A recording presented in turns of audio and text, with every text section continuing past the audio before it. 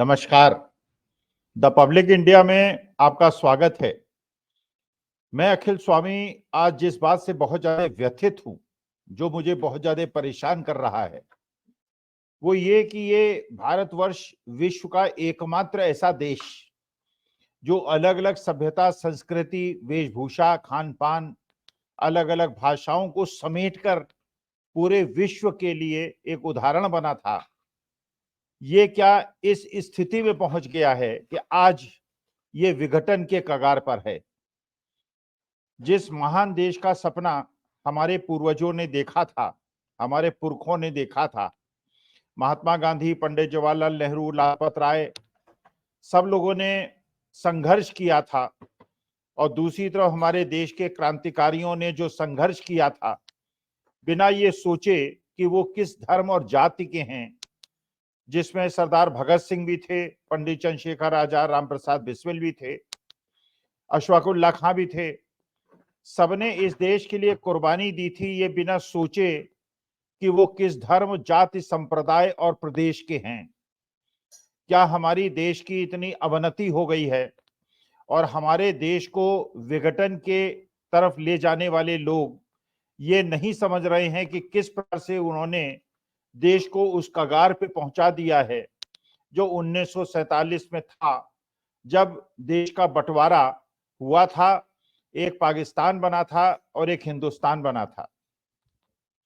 पाकिस्तान बना था जिसने अपने को एक मुस्लिम राष्ट्र की तरह पेश किया। एक दिन के गैप में दोनों देश स्वतंत्र हुए। पाकिस्तान क्योंकि उसने धार्मिक उन्माद को ग्रहण किया और अल्पसंख्यकों के साथ अत्याचार, अनाचार किया, इसलिए उस देश की आर्थिक और सामाजिक स्थिति आज ये है कि कई प्रधानमंत्रियों के पद छोड़ने पर खून खराबा हुआ। कई बार आर्मी का रूल वहां स्थापित हुआ और उस देश में हमेशा अशांति रही। उस देश के अंदर जिस प्रकार की आर्थिक स्थिति है उससे आप सब अवगत हैं।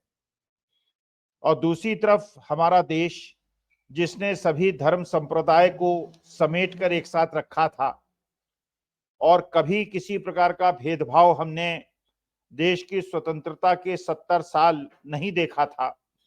जिस प्रकार का भेदभाव आजकल हम देख रहे हैं, जिस प्रकार की घटनाएं घट रही हैं, उसे मुझे ऐसा लगता है, शायद आप लोगों को भी लगता होगा, कि क्या हम उस रास्ते पे चल रहे हैं जो कि पाकिस्तान ने 75 साल पहले ग्रहण किया था।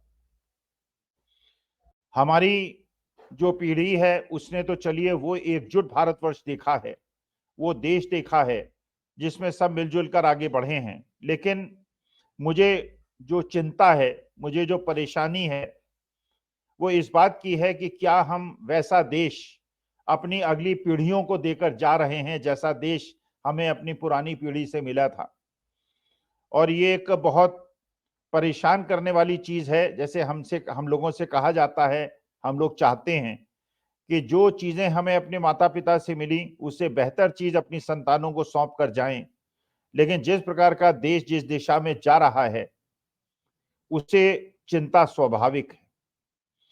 अभी अभी की घटना आपने देखी, जो सुनी, आपने वीडियो देखे होंगे, वेस्ट बंगाल के अंदर जैसा बताया गया, अब उसमें कितनी सच्चाई है, लेकिन जो आईपीएस ऑफिसर एसएसपी महोदय ने खुद कहा, इसका माने सच्चाई तो होगी, क्योंकि कोई भी इस उच्च पद पर बैठा हुआ सरकारी अधिकारी इस प्रकार की झूठ नहीं बोलेगा जहां उसका धर्म और संप्रदाय का मसला हो। जैसा बताया गया, एक पार्टी के कार्यकर्ताओं ने एसएसपी से कुछ बहस करने की कोशिश की और वो एसएसपी महोदय एक सिख समाज को बिलोंग करते थे, और जब उन्होंने कुछ उसका प्रतिवाद करने का प्रयास किया तो उन्हें खालिस्तानी कहा गया। एक आईपीएस ऑफिसर, एक ऐसा अफसर जिसने परीक्षाओं को पास करके इतना उच्च पद ग्रहण किया, केवल इसलिए कि वो एक अलग धर्म से है, उसको इस प्रकार की उलाहना देना, और जिससे वो बहुत व्यथित भी दिखे एसएसपी, जिनके ऊपर ये हम लोग विश्वास करते हैं कि एक एसएसपी होंगे, एक एसपी होंगे, शहर के जो बड़े बड़े पुलिस और प्रशासनिक अधिकारी हैं वो हमारी रक्षा के लिए बने हैं। लेकिन अगर वो अपने धर्म की रक्षा नहीं कर पाएंगे, अपने समाज की रक्षा नहीं कर पाएंगे, just because they belong to a different faith, अगर उनको इस प्रकार की उलाहना और अपमान झेलना होगा, तो ये देश के विघटन की तरफ बढ़ती हुई कदम है, जिन्हें रोकना हम आपका सबका कर्तव्य है। एक महान व्यक्ति ने बहुत दिन पहले एक बात कही थी, जब उन्होंने कहा था कि कपड़ों से देखकर पहचाना जा सकता है। इसका मतलब यह है कि जिन लोगों की वेशभूषा अलग है, just because they have a different type of clothing sense, उन्हें समाज में अलग थलग कर दिया जाए। मणिपुर में आपने देखा जिस प्रकार से वहां पर मैतीय समाज और कुकी समाज के बीच में भेदभाव पैदा किया गया, खूनी जंग हुई, एक प्रदेश दो भागों में बट गया। 10-11 महीने से वो संघर्ष अभी भी चालू है। एक क्षेत्र वाले दूसरे क्षेत्र में नहीं जा पाते, क्योंकि एक समाज को बिलोंग करता है, दूसरा दूसरे समाज को बिलोंग करता है। हमारे देश में मैंने कभी कल्पना नहीं की थी कि ऐसी परिस्थिति आएगी कि हम आपस में एक दूसरे के खिलाफ इस प्रकार की भावना रखेंगे, क्योंकि मैं एक धर्म को बिलोंग करता हूं, वो दूसरा दूसरे धर्म को बिलोंग करता है। मेरे विचार से और हम जैसे लोगों के विचार से हमारी हमेशा ये भावना रही थी कि देश के 142 करोड़ लोग चाहे किसी धर्म जाति संप्रदाय के हों, हम सब हिंदुस्तानी हैं। हमारा पहला धर्म अपनी मातृभूमि के प्रति हमारी निष्ठा है। हम चाहे कोई कपड़े पहने, किसी भी प्रकार का खान पान हमारा हो, लेकिन जिस प्रकार की घटना मणिपुर में हुई और जिस प्रकार की घटना आज आप पंजाब हरियाणा बॉर्डर पे देख रहे हैं, जो किसान, जो अन्नदाता, जिनसे 3 साल पहले एक समझौता हुआ था, जिसके आधार पे उन्होंने अपना आंदोलन वापस लिया था और उन्हें यह आश्वासन दिया गया था कि एक कमेटी बनेगी, हाई पावर्ड कमेटी बनेगी और उनकी जितनी भी डिमांड हैं, जिसमें मुख्य डिमांड एमएसपी थी, एमएसपी की गारंटी थी। लखीमपुर खीरी में जो किसानों के खिलाफ एक दमन हुआ था, जिसमें कई किसानों की मौत हुई थी, उसमें उनको कंपेंसेशन की बात थी, दोषियों को दंड दिलाने की बात थी। किसानों के खिलाफ जो आंदोलन के दौरान केस दर्ज किए थे, उनको वापस लेने की बात थी। बिजली बिल के बारे में बात थी और बहुत सारी उनकी मांग थी, जिसपे सरकार ने आश्वासन दिया था कि उन पे विचार किया जाएगा, कमेटी बनाई जाएगी और उस पे अग्रिम कार्रवाई होगी। लेकिन 3 साल के इंतजार के बाद जब उन किसानों की कोई भी मांग पूरी नहीं हुई, कोई मीटिंग्स भी बहुत ज्यादा नहीं हुई, जो कमेटी बनी उसमें भी ऐसे लोगों को बिठाया गया जो वास्तविकता में किसानों के रिप्रेजेंटेटिव नहीं थे, बल्कि सरकार की हाँ में हाँ मिलाने वाले लोग थे। उनकी मांगें पूरी नहीं हुई और जब उन अन्नदाताओं ने कोशिश की दिल्ली आने की, तो एक प्रदेश के मुख्यमंत्री ने, हरियाणा प्रदेश के मुख्यमंत्री ने अपने संवैधानिक कर्तव्यों का निर्वहन न करते हुए, कानून की सीमाओं को पार करते हुए पंजाब के किसानों को हरियाणा में घुसने से मना कर दिया। तो इस प्रकार की कल्पना करना कि एक प्रदेश का मुख्यमंत्री दूसरे प्रदेश के मुख्यमंत्री को अपने प्रदेश में न घुसने दे, क्योंकि देश की सीमाएं होती हैं, देश की सीमाओं में हर देश को यह अधिकार है कि दूसरे देश के लोगों को बिना जांच के अंदर ना आने दे। लेकिन देश के अंदर एक राज्य के प्रशासक दूसरे राज्य के रहने वालों को ना आने दें, सड़कों पे कीले गाड़ दें, चट्टाने खड़ी कर दें, अश्रु गैस के गोले छोड़ें और उनको इस प्रकार से प्रताड़ित करें, इस बात की कल्पना करना जैसे व्यक्ति के लिए तो बहुत मुश्किल था।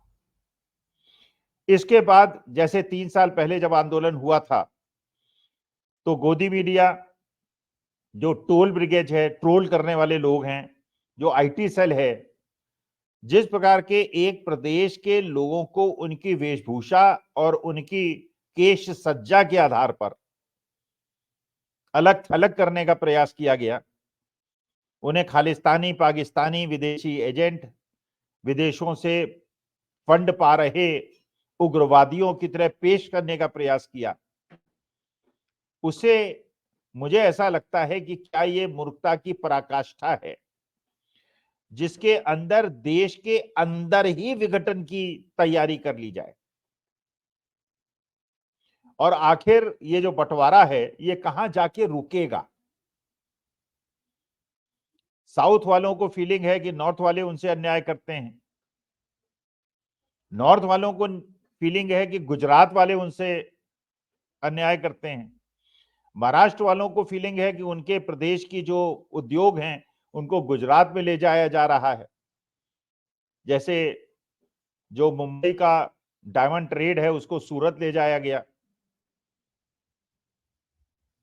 जो चिप्स की फैक्ट्री लगाने की महाराष्ट्र में बात थी उसको गुजरात ले जाया गया। इंडस्ट्रियलाइजेशन सारा का सारा गुजरात में हो रहा है। जो पहले एसजीएक्स निफ्टी हुआ करता था वो गिफ्ट निफ्टी हो गया और गांधीनगर के उस अंदर उसकी कार्य प्रणाली चालू हो गई। तो साउथ को अगर ये फीलिंग है कि नॉर्थ वाले उनसे अन्याय कर रहे हैं और कर्नाटका के डिप्टी चीफ मिनिस्टर, केरला के चीफ मिनिस्टर, तमिलनाडु के चीफ मिनिस्टर सबको इसके खिलाफ आवाज बुलंद करने का कोशिश करनी पड़ रही है, बल्कि कर्नाटका के डिप्टी चीफ मिनिस्टर और केरला के चीफ मिनिस्टर को जंतर मंतर दिल्ली पे आके धरना देना पड़ रहा है। यही फीलिंग बंगाल के अंदर पनप रही है। ममता बनर्जी कह रही हैं कि उनके साथ भेदभाव हो रहा है, उनको फंड नहीं मिल रहा है, और जहां पे अधिकार राजस्थान गुजरात का एक समान हो वहां राजस्थान को पैसा न मिलके गुजरात को मिल रहा है। तो इस प्रकार की भेदभाव वाली भावना जो प्रबल हो रही है ये देशहित में नहीं है।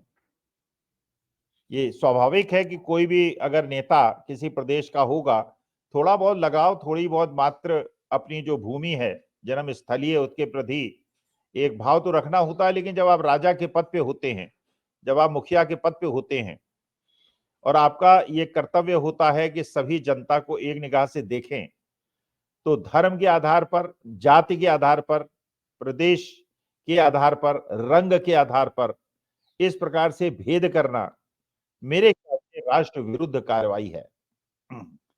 अब जिस प्रकार से घटनाएं घट रही हैं पंजाब के अंदर, जो हरियाणा पंजाब बॉर्डर पे सुबह से माहौल है, और पंढेर साहब ने और डलेवाल साहब ने कहा है कि हम कूच करेंगे, लेकिन जो बुजुर्ग किसान हैं, जो नेता हैं, वो आगे बढ़ेंगे, शांतिपूर्वक ढंग से बढ़ेंगे, जिससे कि और कोई हिंसा नहीं होगी, वो आक्रमण नहीं करेंगे, जो भी आक्रमण होगा उसको झेलेंगे।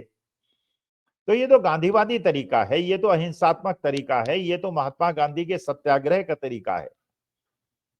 उनपे अश्रु गैस के गोले छोड़ना, उनको चोटें लगाना, एक्सपायर्ड टीयर गैस शेल्स उन पे दागना और प्लास्टिक बुलेट्स उन पे दागना, उनको चोट पहुंचाना, और एक तरफ ये कहना की वार्ता चल रही है इसलिए आप हिंसा न करें, अहिंसात्मक रूप में रहें, और दूसरी तरफ प्रशासन के द्वारा हिंसा करना और उन्हें उत्तेजित करना।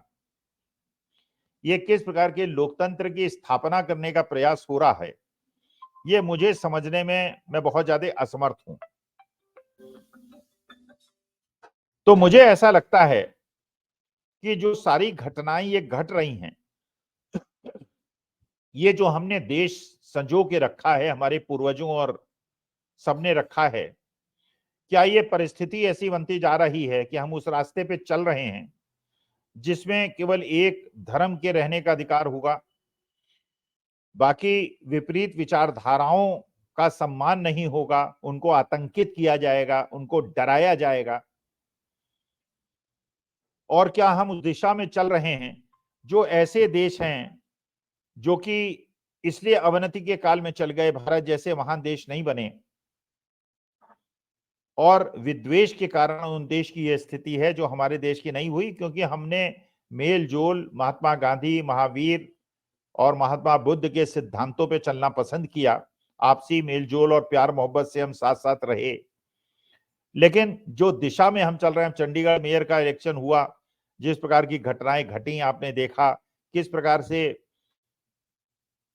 आप सोचिए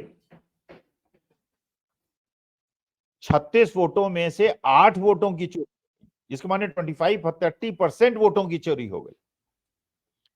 और इस चोरी के बाद सुप्रीम कोर्ट ने उसका संज्ञान लिया और दंड दिया, और पुराने जिनको बेईमानी करके चुनाव हराया गया था उनको मेयर के पद पे आसीन किया गया। लेकिन जिस प्रकार की बेईमानी और लोकतंत्र की चोरी और लोकतंत्र की हत्या करने का प्रयास हुआ और बेशर्मी से उसके बाद भी किसी के चेहरे पे शिकन नहीं आया, तो मुझे ऐसा लगता है कि हमारे देश की जो महान परंपराएं थीं और जिसका गर्व था हमें पूरे विश्व में घूम घूम कर हम अपने एक गौरवान्वित होते थे कि मैं उस देश से आता हूं जो महात्मा गांधी का देश है, जो सत्यमेव जयते को मानता है, जो सर्वे भवन्तु सुखिनः सर्वे सन्तु निरामयाः को मानता है, जो वसुधैव कुटुंबकम को मानता है।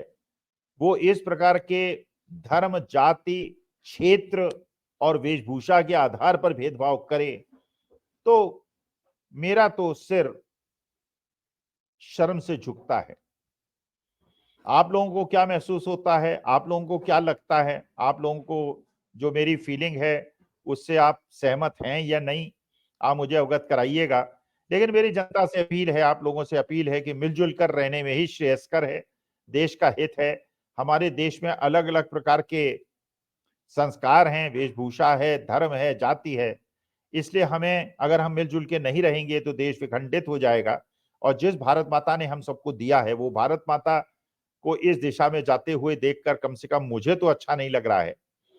आप लोग मुझे अवगत कराइएगा आपको कैसा लग रहा है, और उसके बाद अपने कमेंट बॉक्स पे कमेंट डालिएगा। लेकिन देश को एकत्रित, एकजुट करने की आवश्यकता है, और किसी धर्म का दूसरे धर्म के प्रति विद्वेष देश के हित में नहीं है। यही मेरा निवेदन है। और बहुत बहुत धन्यवाद, आपने मुझे सुना और अपने कमेंट दीजिएगा जिसके आधार पर मैं समझ सकूं कि आप लोगों की भावना क्या है।